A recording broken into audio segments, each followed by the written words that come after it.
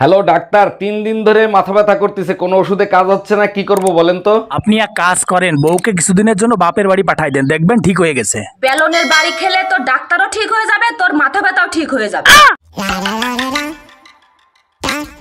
আচ্ছা, বিয়ে করার আগে তুমি কখনো বিয়ে করার স্বপ্ন দেখছিলা? অবশ্যই দেখছি, তাও আবার ভোর রাতের স্বপ্ন। তার জন্যই তো তোমার মতো বউ পাইছি। বলো কি, তাই নাকি? তা কি স্বপ্ন দেখছিলা? রাসেল ভাইপার গলায় পেঁচায় আর সবল মারতিছে।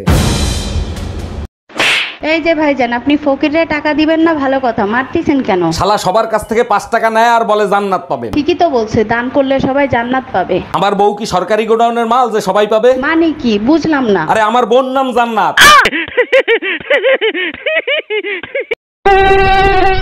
কি রে ভাই, তুই আমার রক্ত খাইতে আইছস? তুই জানোস না বিবাহিত পুরুষদের গায়ে রক্ত থাকে না? খোঁজ নিয়ে দেখো, মশাটাও বিবাহিত পুরুষ, রক্ত শূন্যতায় ভুগতেছে, তাই বাধ্য হয়ে তোমার কাছে আসছে।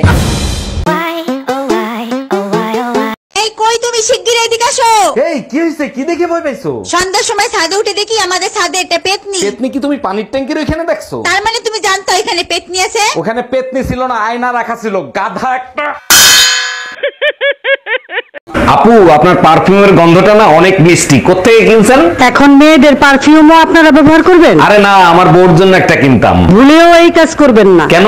গন্ধ শুকে রাস্তাঘাটের কুত্তারা আপনার বউয়ের সাথে কথা বলতে আসবে। আচ্ছা ভাবি, বলেন তো, একটা পুরুষ মানুষ সব থেকে বেশি খুশি হয় কখন? এটা তো একেবারে সহজ, যখন তার বউ প্রেগনেন্ট হয় তখন। আর একটা পুরুষ মানুষ সব থেকে বেশি আতঙ্কিত হয় কখন? এটা তো আরো সহজ, যখন শুনে গার্লফ্রেন্ড প্রেগনেন্ট তখন। এই শুনছো, পাশের বাসার ভাবি না দই খেয়ে মারা গেছে। বলো কি?